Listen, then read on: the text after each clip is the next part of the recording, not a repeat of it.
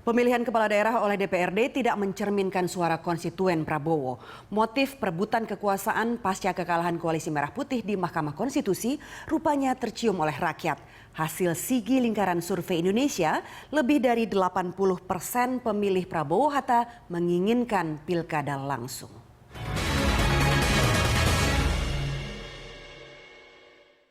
Mas Aji Alfarabi, hasil survei lingkaran survei Indonesia menyebutkan bahwa 80% masyarakat ini ternyata menginginkan pilkada langsung, tidak melalui DPRD. Nah, mungkin Anda punya analisisnya.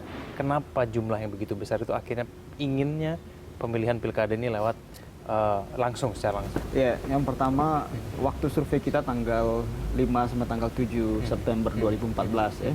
Jadi waktu di mana wacana tentang pilkada langsung atau dipilih oleh DPRD mulai ramai ya, diberitakan oleh media dan memang menjadi perhatian publik.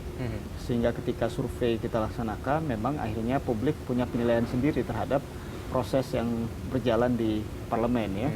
Jadi setelah kita turun survei, kemudian kita mengumpulkan data dan menganalisa datanya, memang akhirnya satu temuan yang sebetulnya tidak terlalu mengejutkan ya, karena mayoritas publik setuju bahwa pilkada harus tetap dilaksanakan secara langsung. Artinya bahwa mayoritas menolak pilkada oleh DPRD ya. Jadi mencapai 80%, dan mereka yang setuju terhadap pilkada oleh DPRD hanya kurang lebih 10,7%.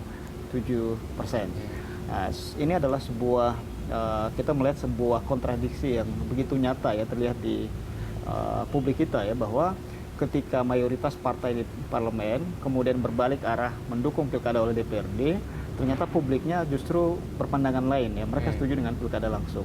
Jadi kami melihat bahwa ini ada satu problem besar dalam demokrasi kita ya, dalam perjalanan demokrasi kita, di mana suara partai dan suara konstituennya berbeda ya. Jadi ini harus didorong bahwa partai memang ke depan harus melihat suara konstituen sebagai satu aspirasi yang diperjuangkan oleh DPR.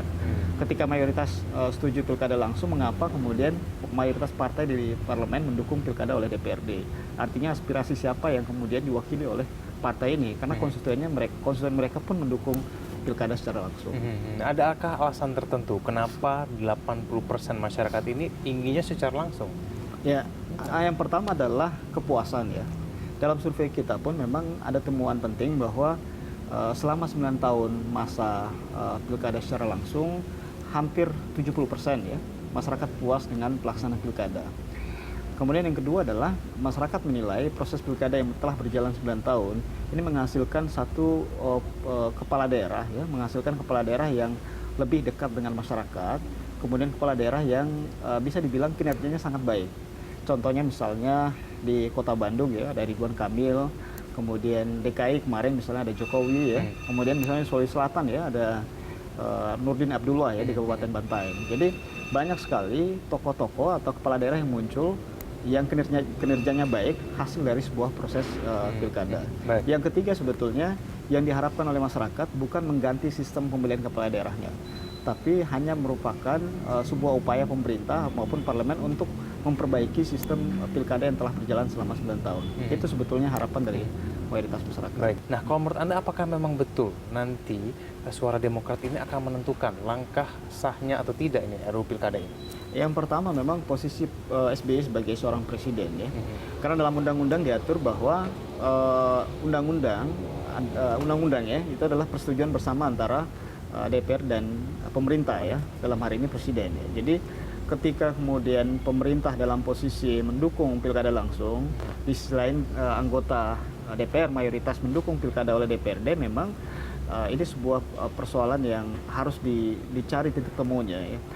Sekarang kita lihat kondisi faktual lapangan bahwa mayoritas publik menolak pilkada oleh DPRD dan mendukung pilkada langsung.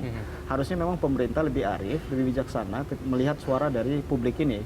Ketika kemudian parlemen bersikeras untuk tetap mendukung pilkada oleh DPRD, memang satu harapan terakhir adalah di pemerintah. Jadi misalnya Presiden SBY dapat mengambil langkah-langkah, misalnya melakukan lobby yang lebih intensif ke DPR, ataupun misalnya menarik wakilnya dari pembahasan undang-undang. Yang kedua adalah posisi SBY sebagai Ketua Umum Partai Demokrat. Kalau kita melihat komposisi anggota DPR secara politik ya, memang Partai Demokrat memiliki suara yang signifikan di DPR ya, kurang lebih sekitar 21% ya di parlemen. Ketika kemudian 21% ini mendukung pilkada oleh DPRD, maka bisa dipastikan bahwa voting di DPR akan dimenangkan oleh kubu yang mendukung pilkada oleh DPRD.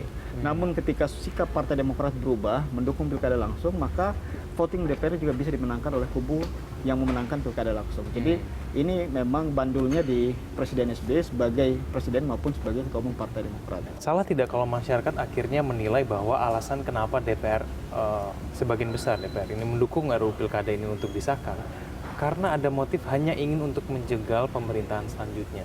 Nah ini menurut Anda betul tidak? Ya, artinya penilaian itu tidak bisa ditolak oleh partai-partai ini ya. Munculnya kemudian penilaian bahwa ada semacam sikap balas dendam ya dari partai-partai yang kalah ini terhadap pemenang pemilu ya. Kemudian yang kedua adalah mungkin ada trauma yang begitu besar oleh partai-partai ini ketika Pilpres kemarin ya. Ketika koalisi mereka besar, koalisi partai mereka besar, namun kalah dengan figur yang memang populer di masyarakat. Ada indikasi bahwa partai kemudian berkeinginan mengembalikan pemilihan kepala daerah ke DPRD karena mereka trauma dengan adanya tokoh yang populer di masyarakat. Kalau ada tokoh yang populer di masyarakat, maka partai-partai ini memang akhirnya kehilangan daya tarik karena publik lebih memilih figur dibanding partai. Yang ketiga adalah ada indikasi kita melihat partai-partai ini ingin merebut kekuasaan atau mencapai kekuasaan, ingin mencapai kekuasaan dengan cara yang mudah. Kalau dipilih langsung, memang partai harus bersusah payah ya, meyakinkan masyarakat bahwa mereka figur yang mereka dorong adalah figur yang pantas untuk masyarakat. Namun ketika ini dikembalikan ke DPRD, maka mereka lebih mudah untuk mendapat kekuasaan. Apalagi misalnya koalisi ini adalah koalisi yang permanen ya, dari pusat sampai ke daerah, maka kemungkinan mereka mendapatkan kekuasaan di berbagai daerah, di kabupaten maupun provinsi itu bisa lebih mudah, tanpa bersusah payah meyakinkan masyarakat bahwa mereka adalah figur-figur yang bisa dipercaya. Baik, ini terakhir Mas Haji, lalu saran Anda untuk partai-partai yang mendukung pilkada secara langsung, apa yang harus mereka lakukan untuk membuat paling tidak RUU Pilkada ini nanti akhirnya ditolak? Iya, yang pertama adalah memang harapan ini kembali ke SBY. Sekali lagi bandul proses rancangan undang-undang pilkada ini memang ada di SBY.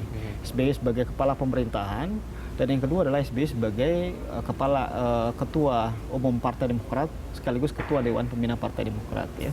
Jadi ketika memang publik dan partai-partai pendukung pilkada langsung ini bisa meyakinkan SBY bahwa pilkada langsung adalah proses yang telah berjalan 9 tahun dan ini adalah hak konstitusi masyarakat yang harus tetap dijaga, maka saya yakin bahwa proses undang-undang pilkada ini bisa berujung pada hal yang positif, artinya mengikuti keinginan mayoritas dari publik kita. Baik, Mas Haji, terima kasih telah bergabung bersama kami.